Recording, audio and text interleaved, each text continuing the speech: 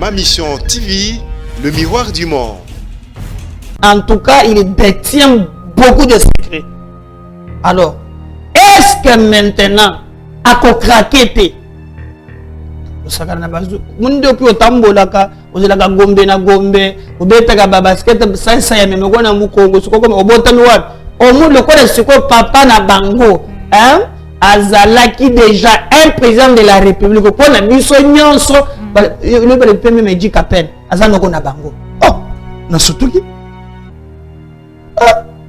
no ko dit qu'appelle mbota no yango wana ah limisanga kendo fete makamuna wala ngana na fete fete yani ya fidèle ah bibi tika kusaka ngako ah limsanga pardon betisenga libaku nokina muto salinga pasi biso to feta na mboko batu ba memela biso ba paya on disait que FCC kala lola so biso to attaquer bango to za bandoki po ba vota ki lui l'individu FCC zalaki madame maintenant que ses intérêts à lui ils ont touché, maintenant il faut accord 4 ans. L'accord c'est lui. Mais l'autre a détourné le bien de la nation. C'est deux choses que c'est. Et comme preuve, il y a une audience publique. Ndeko, cousin, Yaya. Et c'est ça qui avait qui est absolument faut passer. Même nos carrés miniers, la plupart de Yango, on battu à la famille. Yo za si yo za azale kinayo. Ou bien grand frère na yo abimi. Tout na dio ngami. Soko banga na yo hein okomi bambelo ekomi ko kisele ko moko ya sese na kati bino bozaba pantisango bwebiki efotango bozo bengi saka biso bo batela ka pe biso na ba émission na bino tokomi romo ko banga bino. Maintenant moi je regrette que bacha kama boko na kamere bacha moko na Daniel Massaro mais bateka penser Saïba na le non mais c'est ce que moi dis madame on ne peut pas attaquer quelqu'un par rapport à ses opinions. Je ne partage pas l'opinion des gens chaque membre. Parce que ça monte opposition, il n'est pas si il tombe, bah quoi utiliser un FCC. Ça je ne suis pas d'accord. Mais je ne suis pas aussi d'accord que pour la Yango, autant d'abord pas d'ailleurs c'est pas normal. D'abord comment ça le terre bâti matissé na punda na nini na mbola lodge. Wa 0 fallait c'est que donne le pouvoir. La chemise beaucoup ya jaune. Tekin. Ye moko tango alobi awangani yango dongana ko kite na muya lolaki na ko portenga pe plainte que nous non na botike na ye maloba na ye ya lobi ka yebi bango te. Ils nous ont amené James Kabarebe comme chef d'état-major. Le Loazana, je dis chef d'état-major, un Rwandais. Oh, tu peux te sangali bako ko la sunganga no kina. Tu me betinga ma be. Ma Mission TV, le miroir du monde. Merci à vous fidèles de Ma Mission TV, le miroir du monde, pour votre fidélité. Et Tolingarabino, Pobino, Pebolingarabiso, Tolbarato Zali, Lisonabino, ici qu'information et Zali Lito Inabino, Marcolonabino, qui est en temps réel. Voilà pourquoi à tout moment, Tozara Bongo na terrain, pour Nakotali Sabino, actualité, il y a terrain et ce qui est talibongo, Makambo, Pe Talimbo, Katozonga, Rapoto, Vandane, Tilelo, Tozana, il y a un grand dossier, il y a Allo Congo, c'est-à-dire Tokogo, touché bongo, actualité, Nyoso et Lobami Bongo, na semaine, Oyo, Penza, et Touchaki, Mboka Nabiso, Topé.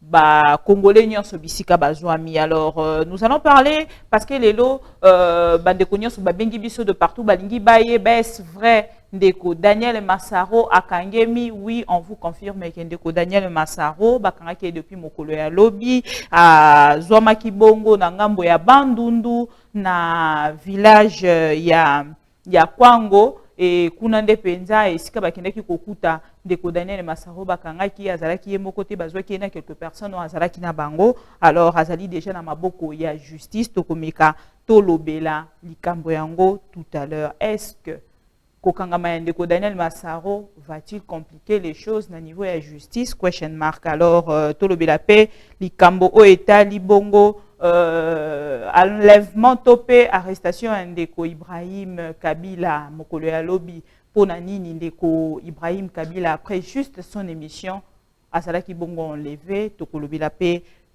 dossier wana tokolobela bongo journée à lelo tozali ko fêter journée, il y a entré à Musée Laurent Désiré Kabila au Tobengaka, journée de la libération, journée le 17 mai, tous allez fêter en Mokolo ya lelo. Pourquoi? Parce que lobby dimanche les allez bongo le 17, alors lelo les allez samedi, bah songez bon, bah meka ko pousser en Mokolo ya lelo pour te lobby férié les allez ko tomber bongo dimanche. En dehors na yango parce que tu parlais les libérations, il y a RDC, je vous signale que moko ya biso penza ya mapinga na kombo ya lieutenant Niele Nyonso auti bongo kotika biso na ngambo ya frontière, il y a RDC, na 3 km, il y a Ouvira, à Outibongo Kotika biso pendant que Bazaki Bongo Kobunda na équipe ne mobimba Sokolade pour na makambo Italie toujours un beau canabiso, baini, ba ici, il était donc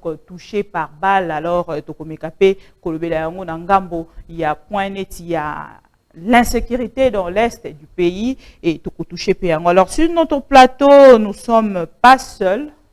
Avec notre invité, na Kombo, il y a président Médard Kankolongo, na yende tomika kusala ba actualité au tozali nango pour na mokolo ya lelo. Bonjour président Médard. Bonjour maman Bibi, bonjour na bande nyonso bakolanda biso à travers le monde.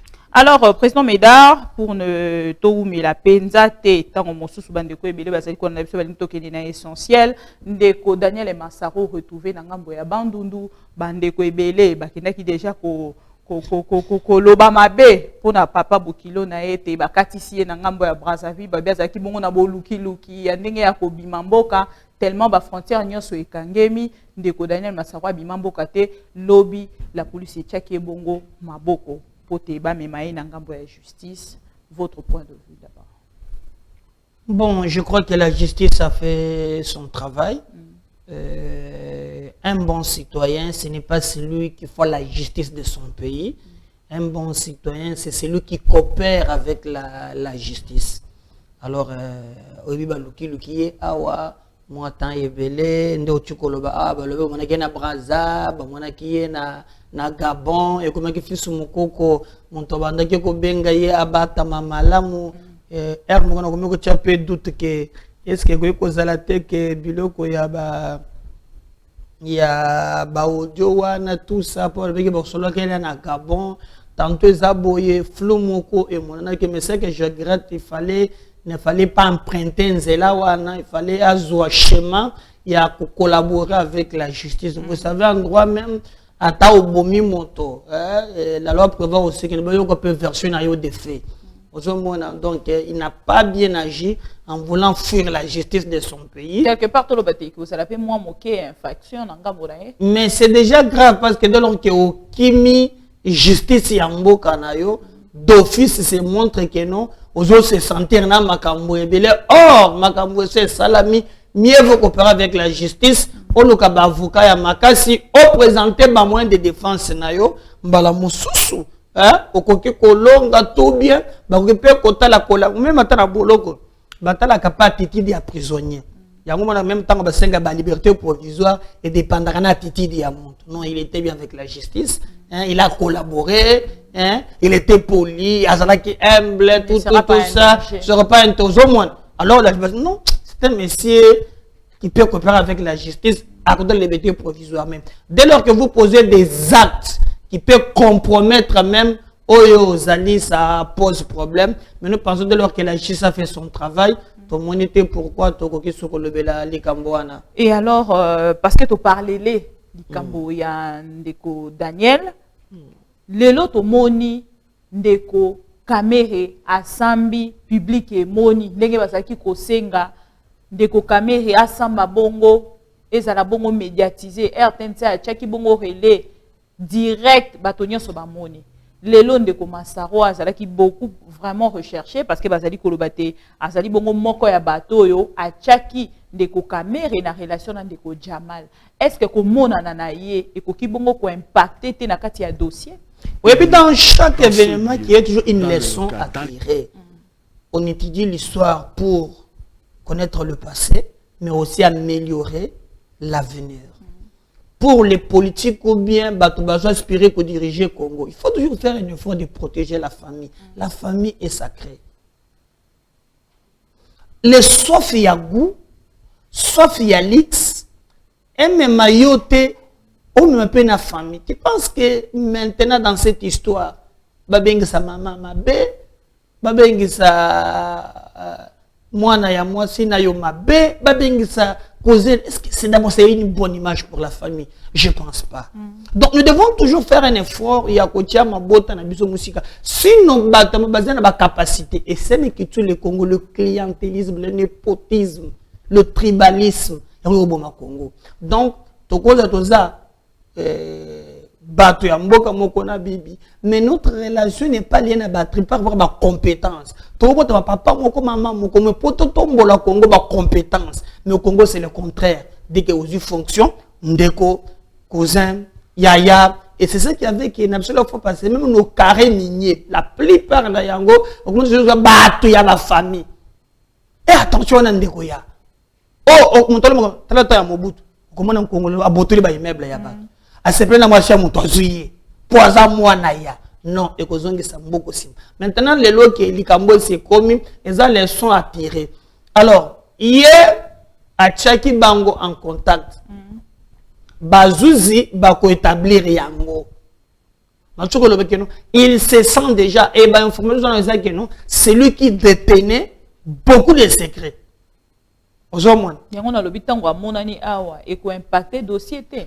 J'ai l'impression que tous les on ne peut pas affirmer la moitié de l'autre, mais bah information en coulisses, en tout cas, il détient beaucoup de secrets.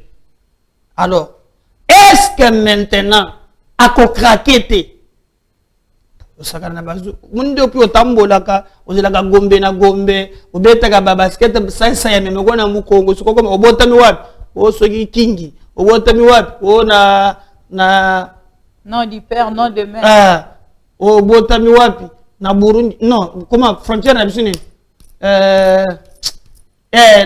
Na Masisi, Ulimi Sangai, na Masisi, kombo ya papa, olobi ya mama, okota boloko, te, obala, bana kombia, mituna na kaka deba, ndoko tuna yo, okenda ko suba bapesio policier, ça fait craquer, est-ce qu'ako bimi saba ba plate, on attend voir. Donc, je crois que c'est un dossier qui ne fait commencer comme un périmètre judiciaire et surtout que ça touche mbongo ya ba Congolais. Sikawa nande pesa kangai pasi na kolinga ke bazuzi en tout cas basala musala ndenge sengeli. Et le loto ko mituna pe ba question tango mosusu nini penza et sala kite ndeko Masaro azwa bongo fuite. Il s'est reproché de quelque chose. Au monde de la conscience la tranquille. Ata boye, ata bosali, na yedi que la scène na kima pourquoi. Mais de l'autre dit ce qui bazinga ouais et vous la passe. Donc notre tali sayo que ce qui tali par exemple dossier ya libosonga na yebela ya likambo ya mapango za la kana nyangwe na planète sono okomitu na memi solo wana uti wapi. Et aussi, c'est aussi une élection. Oui, même Magamboua Kamere, premier élément, il a moussi, c'est mariage. Donc, même à temps, on a mis solo. Dans un pays où beaucoup de gens souffrent, il faut bon mama.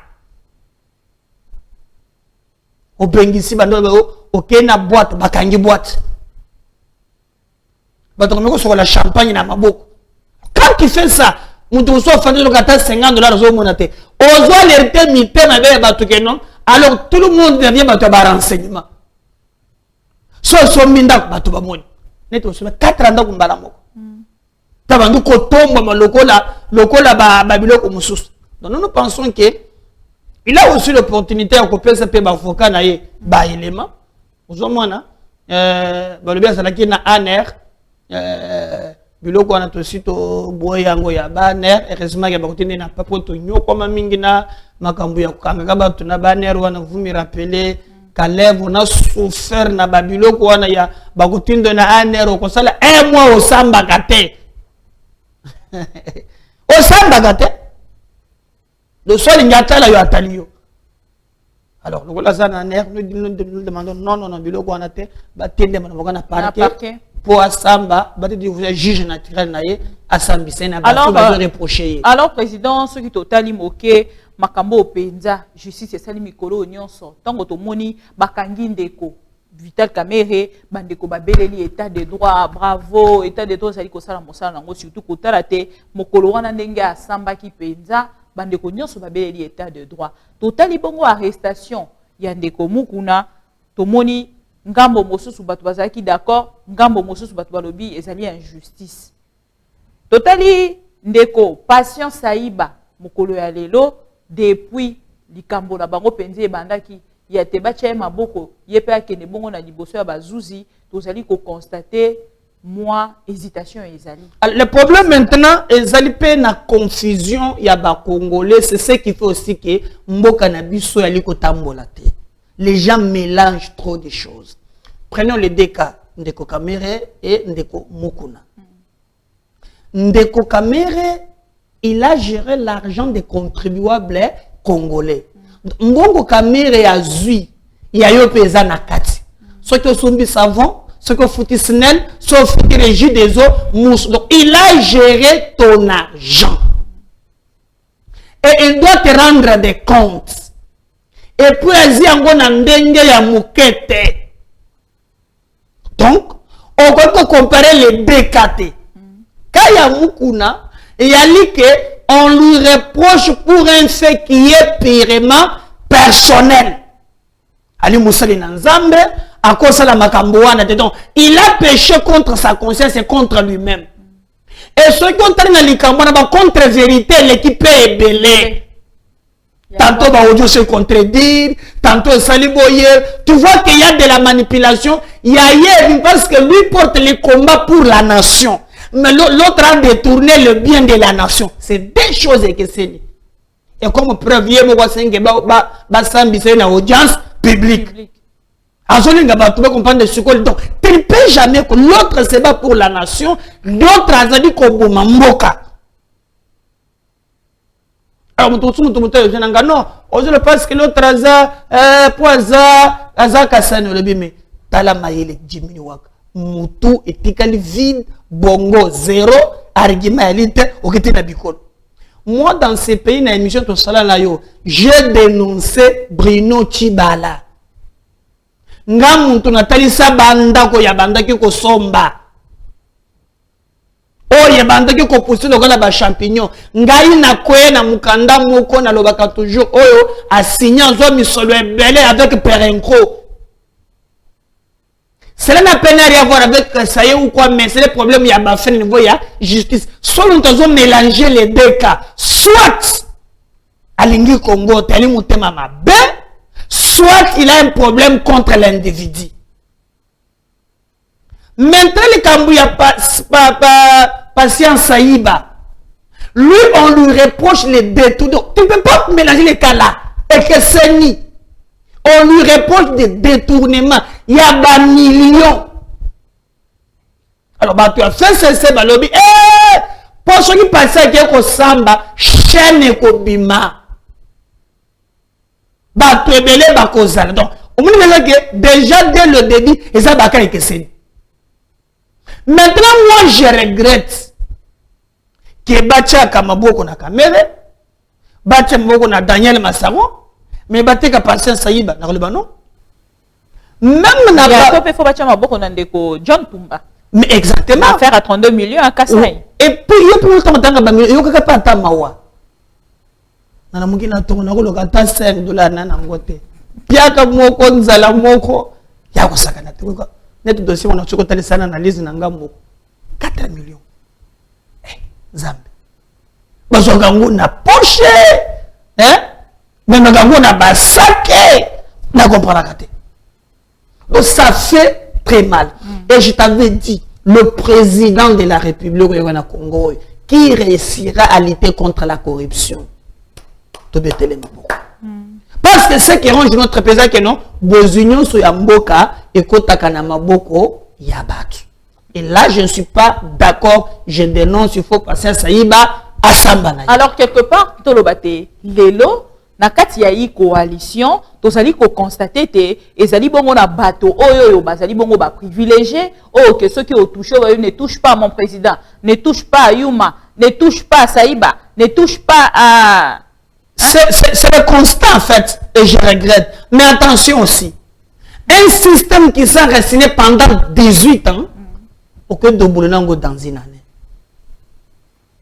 Le système de prédation, le système il y a qu'on détruire le Congo. Et tiens, ici, ça m'a pendant 18 ans. Au Koya, pas Longo de terre. Tout le monde a quand même quelques bâtons bango net Maros à Kangama, OVD à Kangama, tout le monde a au fil de route. Net Maros privilégié. Non, net privilégié. Net Maros qui va jouer mon bébé, c'est il est là. À ça peut gango na bango mutafoner. Mais est-ce que nous sommes sur le pour c'est un régime diabolique. Allons-y na bango pour mettre pression makasi pour être baïbatikali basamba. Voilà. Alors, merci beaucoup, Président. C'est une question. Ne touchez pas à mon Yuma, ne touchez pas à mon Saïba, ne touchez pas à monsieur le vice-président Kabound pour mokolo ya lobby. Tozala ki bongo na ngambo ya palais du peuple. Tomoni bongo bandeko basali descente pour na kosenga retrait ya signature ya pétition on deko Jean-Jacques Mamba honorable ya MLC auti bongo ko tisa pote ba meka bongo ko destituer ndeko Kabound. Oui, je ne suis pas d'accord avec ça. Moi, je suis président d'un parti politique. Je rêve un Congo lobby basé à Nibé que nous peut baser na Batu. Tes intérêts personnels ne peuvent pas être aussi des intérêts qui peuvent engager nation. Non, non, non, non. Et c'est ce que les politiciens basaraka toujours. Le long marche Zobima. Déjà lui dans sa tête, il a besoin de pas négocier. Peuple congolais, Tobima, tout ce mot bien, bah nous beaucoup faire pour dialogue écoute.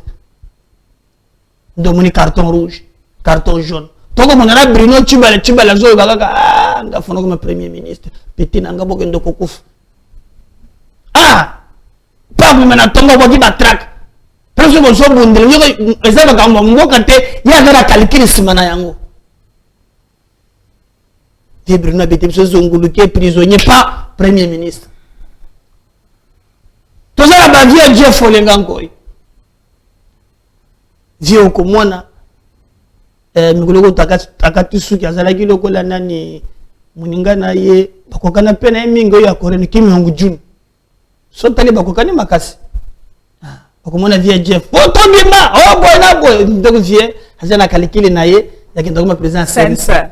Donc les politiciens nous ont pris comme ça hein bana kalikili na bango mais c'est le peuple qui les utilise comme un escadron pour atteindre ses projets. Quand Jean-Marc nous disait que FCC kala lola Sobiso to attaqué bango to zabandoki pour ba voter qui lui l'individu FCC zalaki malam. Maintenant que ses intérêts à lui ils ont touché, maintenant il faut accord et 4 ans. L'accord c'est lui.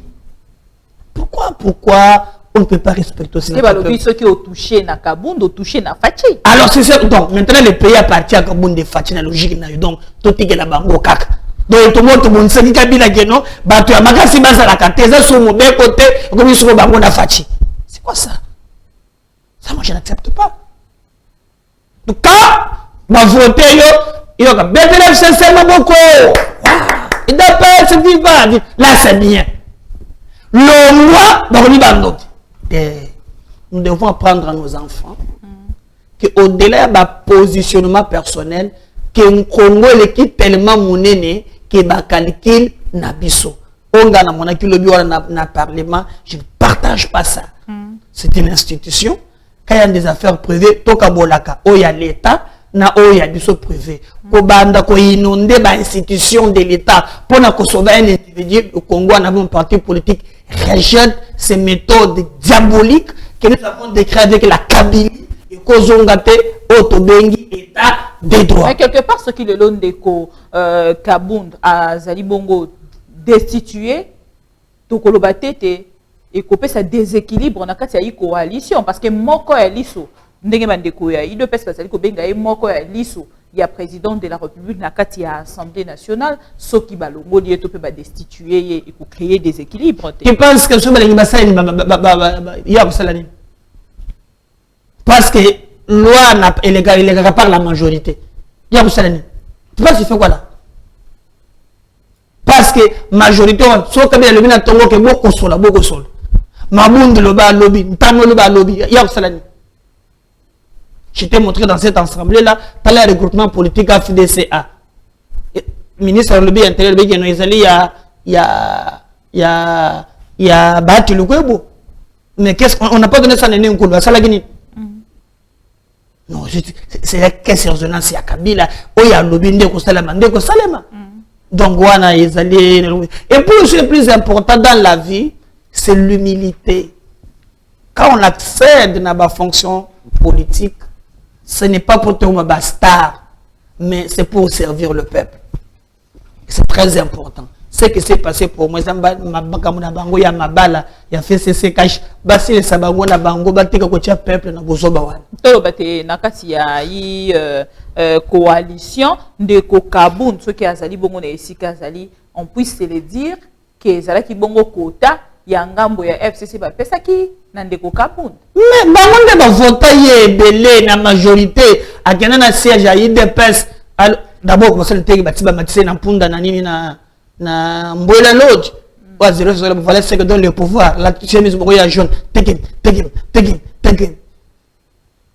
Tango longo kuna nde ayeba voter ye na l'Assemblée nationale akitena siège ya IDPS.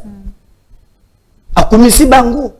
Nous ne voulons pas des politiciens bazo changer ba propos pour na ba intérêt personnel. Non. Moi je me battrai ceux qui kabondent.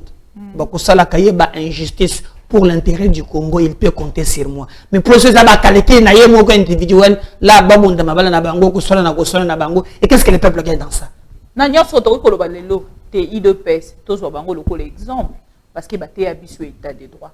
Ce qui le est comité basimbi bourgmestre ya commune ya Ngaliema balobi ne touchez pas mon bourgmestre Dié. Ba toucher ndeko Kabund, ne touchez pas ndeko Kabund. Ne touchez pas pendant bango kolobate justice. Je suis pas d'accord, ce n'est pas modèle la démocratie. La démocratie veut qu'il y a des canaux normaux. On avait condamné ça à la Mwandasemi. Il a des droits, mais il y avait des canaux qu'il pouvait utiliser. On ne peut jamais utiliser la violence pour justifier un droit. Ce n'est pas un état de droit. Non. Soit commis, parce que commis les autorités, tout ça en marche. Alors que nous avons un moment d'état sanitaire, pas moins de 20 par 20 personnes, défier le président de la République, alors ils font la barre. Donc, je vais faire, n'a pas ça comme la massanga, on le moussa, on va avoir boîte de nuit, un abattoir, ça, bon, faut parce que quand il y a ce groupe déjà au-delà des 20, alors, c'est quel pays, non, les pays partis de place, ça non. La loi doit être pour tout le monde. La loi doit être pour tout le monde. Jean-Jacques Mamba o apesi bongo li kanisia pétition wana auti bongo ko porter plainte na bandeko o nyonso ya ba motocycliste ba kita kilobi na ndako na epo na agression na éviter ceux qui osent qui bongo temps ya kolanda ndeko Jean-Jacques Mamba pour la mokolo. Moi je ne veux pas qu'on agresse quelqu'un pour ses opinions. Je ne suis pas d'accord avec Jean-Jacques Mamba qui le dit MLC. A tombé nagé, il a fait cesser. Pour opposer avec l'UDPS sur le plan politique, je ne suis pas d'accord. Mais je ne suis pas aussi d'accord que parce qu'il a émis une opinion, que la milice, attaquer l'état des droits. La démocratie, c'est la contradiction. Je donne un point de vue, Kabonde s'explique, soit à Koko Isaïe, c'est clair. Donc, on va dire ça, on va dire chaleur, tu fais un peu perdre des arabes. Mais c'est ce que moi dis, madame, on ne peut pas attaquer quelqu'un par rapport à ses opinions. Je ne partage pas l'opinion de Jean-Jacques Mamba. Parce que ça monte en opposition, il n'y a pas si il tomba, quoi utiliser un FCC. Ça, je ne suis pas d'accord. Mais je ne suis pas aussi d'accord que pour la Yango, c'est pas normal. Si c'est vous, il y a un bango.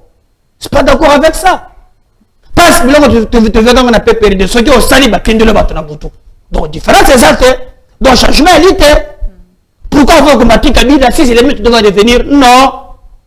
Là, je ne suis pas d'accord avec ça. En parlant toujours de ça, tu as Ibrahim Kabila. Parce qu'il y a un lobby tout à l'heure. Batoana, Ndeko, Badeko, il de peste par le bangote. Alors, mokolo ya lobi pendeko Ibrahim Kabila s'est présenté qui lobi une émission moko de la place et salité après juste cette émission ndeko Ibrahim Kabila enlevé par des gens en tenue civile oyo bato bazali penza kotuna président de la République azaki informé te ata institution moko te azaki informé que lobi bakokanga moto po te ba mema ebongo na ngambo ya justice. Bon, moi d'abord le ministre intérieur azaki bongo informé te.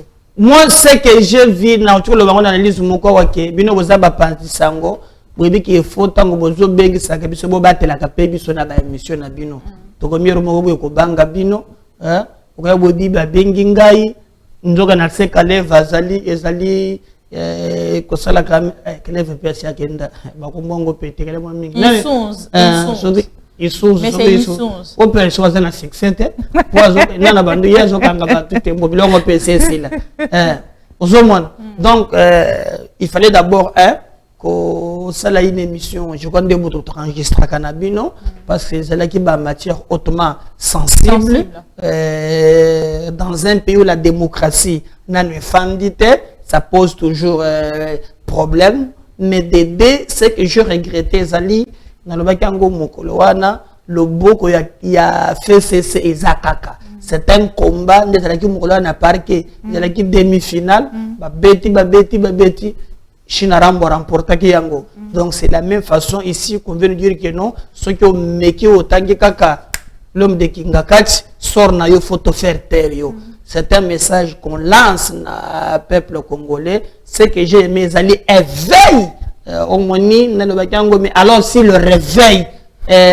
réveil patriotique pouvait réveiller notre peuple conscience et quotidien il faut tout comme wana même dans de quoi tango bakangi akei to peut se faire na bato moto ba wewa ba motocycliste wewa balandi bango ouais ti esali ke ba monike mbulungane kotia wa moyen to que destination musuezate tiba meme na Pékin mais pourquoi pas venir naba minduki en tenue civile il y avait l'intention de l'enlever de la mener ailleurs. Ils ont compris que l'opinion puis la clameur publique et l'équipe tellement makasi ndeba meme kuna et j'ai aimé moral na yezali au zénith on était dans un état de droit le makambo ya famille alors basengi ba Aden migolo zaka makambo ya Aden contre la paix Aden ya Derrick moko bona mona gani to sala Aden ya RDC na makila ya moto dans celle ko comprendre te Aden de quoi celle ko senga po ba sa makila ya nani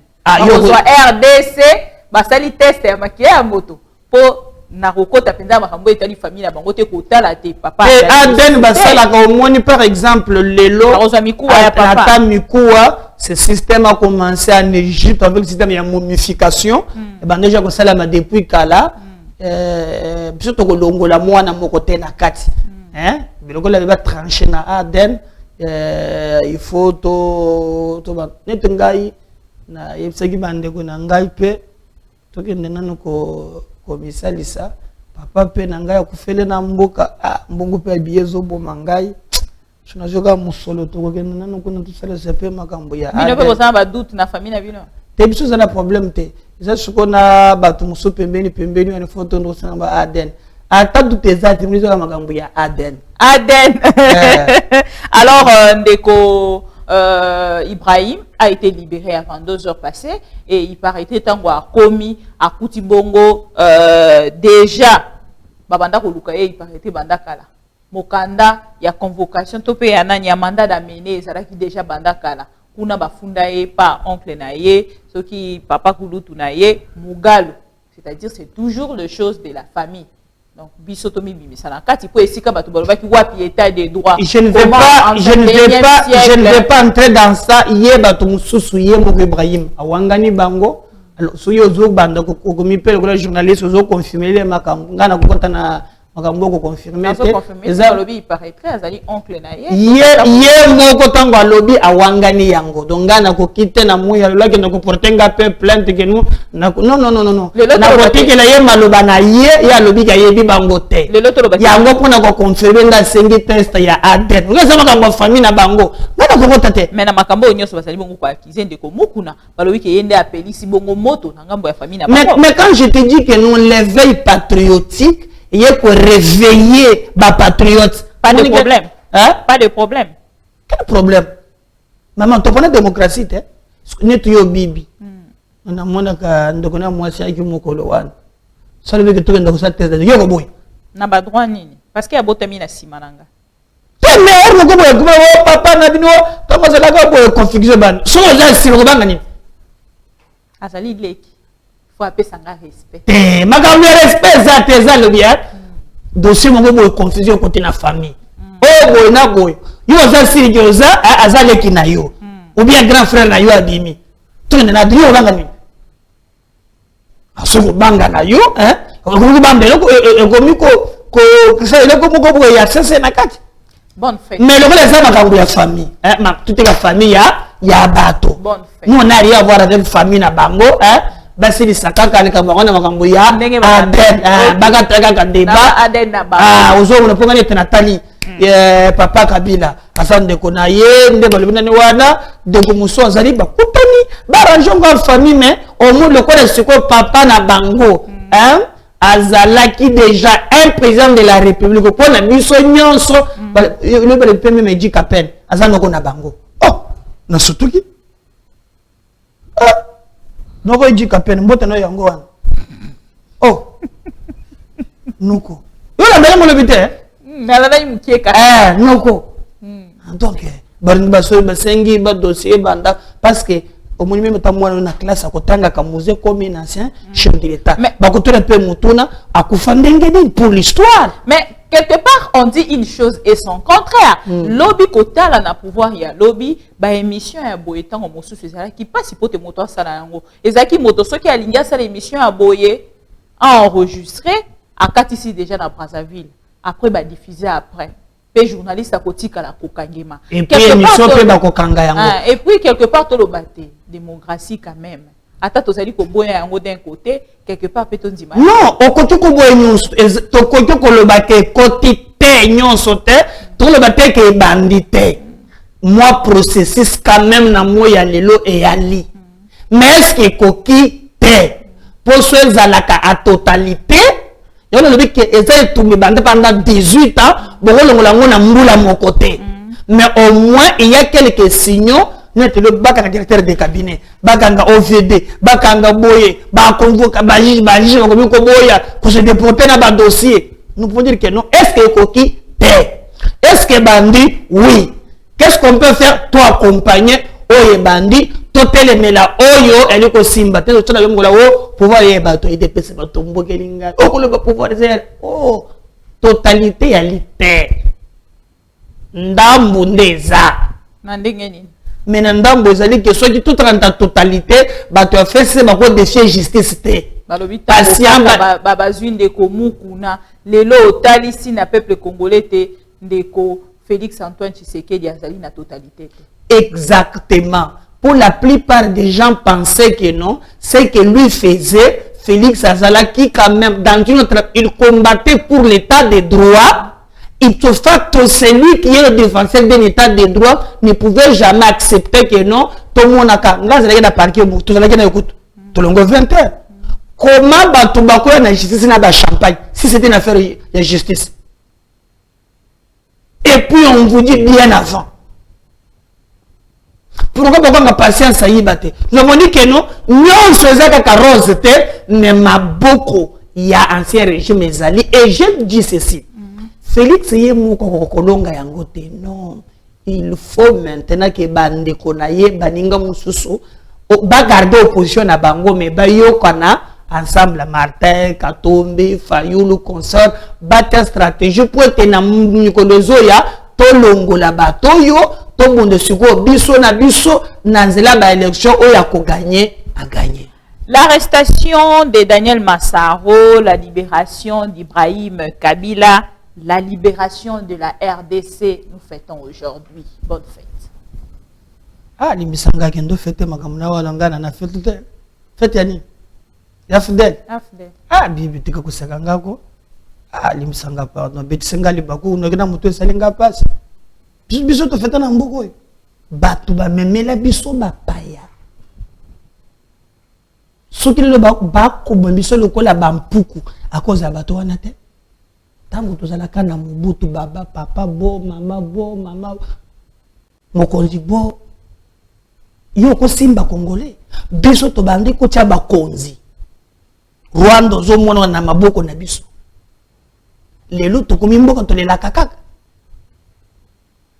oh babomi otoko lo bao soda moko babomi ye niele nyonso okomona yetina voilà na kati ya équipe Sokola 2 okomona condoléances na famille na tout ça ils nous ont amené Bapaya Awa ils nous ont amené James Kabarebe comme chef d'état-major je dis chef d'état-major un Rwandais oh teko betanga liba koko kola sunga ngai no kina teme betinga mabe c'est vérité ah yo la fête Bibien. Yo zali na férié lelo. Yo fête. Yo zali na férié te.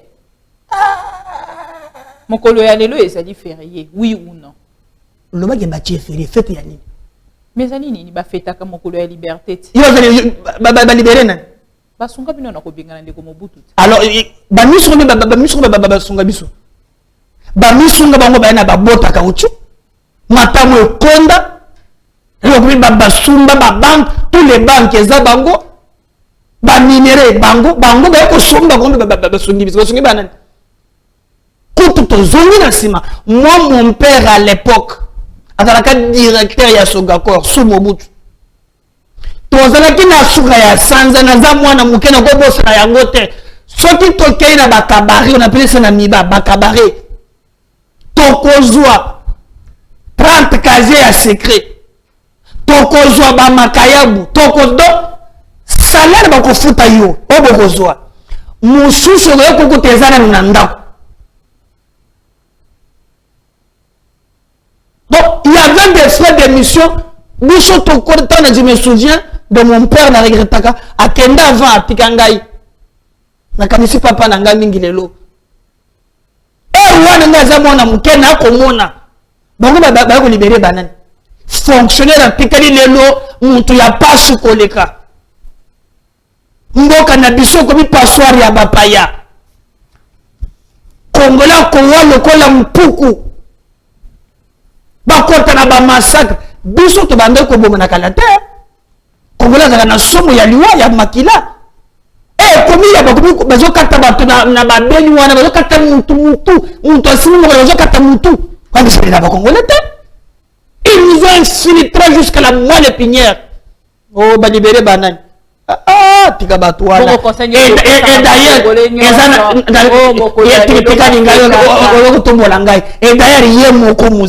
qu'est-ce qu'il a dit? C'était pour le mérite des aventuriers. Il y a mon conglomérat des aventuriers. Bah, tu ne faut pas s'en bagarrer un jour, hein. N'a pas ça, yo. Bah, ça nous sommes ma belle à s'engager. Oh, bah, tu as fait. Quand je dirigeais le Gona, cauchemar pour Nabiso. Pas comme libérer, libérer Koko Nyangi, libérer Bitakwira, libérer Nobel Basengezi, libérer Zoé Kabila, libérer Bango na Bango, pas libérer Nan. Tout à passer Nabiso, Nicolo, Nicolo. L'insécurité dans l'Est, Bandeko ya Est, Basali Bongo Kosenga. Na mokonzi ya mboka soka ko kotala bongo likambo ya ba généraux o basali ba 10 ans na yoki ndeko moko wana o asali interview alobi baza quand même ba chef coutumier te pote ba umela penza bongo ekomi habitude pe ba komi ko sala lisusu mosala na ndenge mais ce qui otangi rapport ya Global Witness e kotalisa ke ba généraux wana bango batu bapesa ka ba rebelle minduki bango bakomi koteka bazamba ba forêt bakomi na ba carré minier bagenda yo sombele ba journée tellement bon est-ce que cela ça c'est bon monen cela ça monto ki mamba ko sauter tellement bon je vois que c'est le bon monde nyawan ba masanga ba pirbo e fambi kuna ba nkoi ba primus na mutu akel généraux bazo ba na ba musicien o so na ngwapi ba immeuble partout. Non, je n'ose dire au fond, une tactique militaire, mais c'est là où j'ai dit ceci. Le mal est profond. Même Félix a besoin, Batouba peut se conseiller, accompagner. Il n'a pas besoin que oh, moi non, distraction. Il a besoin de pied ma casse. Même na bande comme sous. Moi je plaide pour ça. Bakende ensemble, ma belle. Et puis il ne faut pas mettre ça dans mon tour à Félix. Félix vient d'arriver maintenant. Les problèmes ici viennent de loin. Avec la nébuleuse communauté internationale. Oye moko za la kasima babiloko wana. Azoboya traité contrat na l'État. Akitana na ba groupe armé. Pour te bayi baka ba minéré. Basomba kayango. Et kopé sabiso passe. Nous pensons à notre niveau que non, ce qui se fait à l'Est, Félix par le Bakiango, je ne comprends pas pourquoi. Et d'ailleurs, même militaire, quand même, il faut changer, magistrat changer, mais maman Afdel, il y a cauchemar pour na biso. Libérer mon tout mon côté, libérer bango moko. Merci beaucoup, Président Médard Kankolongo. Merci, Nabandeko Nyonso Pinza Balandi Biso. Tokomina Souka Pona Lelo. Boni Sangwa Kongo en avant. Tomona Kibongo, Bokita Kina terrain, Bokei Bongo ko répondre. Nalikantia Président de la République, Kokuta Nabandeko Penza, ceux qui ont na mokwe au Kaboli na Bango, et si Kokenda Kibongo Penza ko Kabola ba masque, au Kaboli Bongo ba Batuku, Pona ba Mai, Kosokolaka Maboko, na ba commune. Je pense que Batoba Komona Bilili, merci beaucoup na opportunité au PCBiso solo to salaki moi musalawana na moi moke nzambe a PCBiso obi passe commune mboka oyo l'état yo kotia mukanu ke soki ozana masque te bako kanga yo ofuta 5000 bokomi ko kanga bantu en désordre. Alors nazalaki na moi mingite, nous avons amené 2000 masques. Tumeki comme ma sewa na bibende na ngoko sokola mabogo laki moi mingi te sur le pèse laki delete on a mené ça 10 et on a tout cela pour la commune de Kinshasa. Pas seulement la commune de Kinshasa. Pour ma coquille ezalaki ya kosala ba commune mususu te ozo mona même kutunga na 2000 masques ezalaki belé mais na yo komona ke ebimaki muke. Batuba kowelela yango yango to senga toujours batuba na makoki toujours ya koki kosunga biso parce qu'il y a des gens qui manquent loko donc hein on commande ba image tango ko ya batuba zo welela masque ko kasine telekambo mususu donc bitumbelenge bima donc non j'avais pris des mesures déjà avant aux masques sur d'abord maboko au lati yango na pesio masque c'était une sensibilisation to salaki yango Dieu merci na par Nabiso Tosali, il y a d'abord Moussa, ils ont l'État Fongola, mais quand l'État devient démissionnaire, avec le peu que le Seigneur nous donne, Toko Kabola Pena Bandeko, Moussou, mais notre partie travaille, Ndenge Sengeli, bientôt l'activité Zubandela. Ce qui m'a dit Corona, Corona, on peut yo mutulandela ba chiffre, on a compris na gato. Kaka tango docteur Jérôme Aye, à l'obika kakelinga sala kisimala moko pouf, bango bisi 50 mbala moko.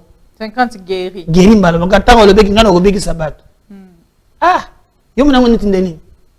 Guérison. Guérison hein. Donc comme il y a Souka, merci beaucoup et puis on rappelle à tous les abonnés de ma mission TV et les non abonnés Ndeko Médard, président du parti Congo en avant, Azali Nabino Tongo Nyonso, nakati ya réflexion Médard Kankolongo, na ba sujet nyonso ya actualité, Azali on a pouvoir réfléchir ensemble Nabino en direct. Botinda ba message Nabino pour na ba suggestion, pour na ba contribution Nabino en fait botindaka pour Ndeko Médard Kankolongo akuta na Nabino chaque tongo. To komi na suka pona lelo mena rappeler bino ke Ndeko Daniel Massaro bakangiye et bo lobaki penza ebele. Mais Ndeko Daniel Massaro à la fin bakangiye azali bongo na maboko ya l'État kalamingite akoleka bongo na bazuzi pote ya samba. Je vous rappelle que le 25 ekozala bongo dossier ya Ndeko Vital Kamerhe ekozala deuxième audience pote ba meka bongo komona clair ba congolais nyonso bazali kozela soki ekozala lisusu direct pote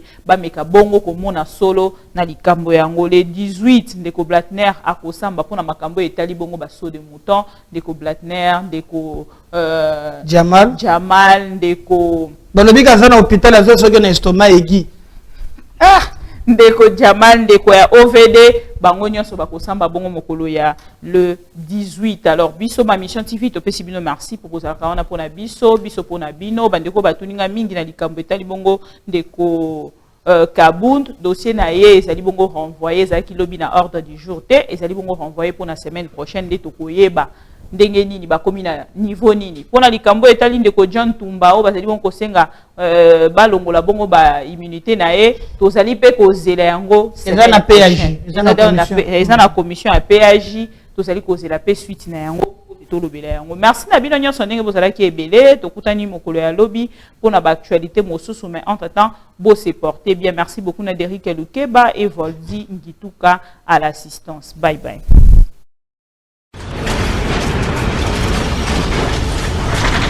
Ma mission TV, le miroir du monde.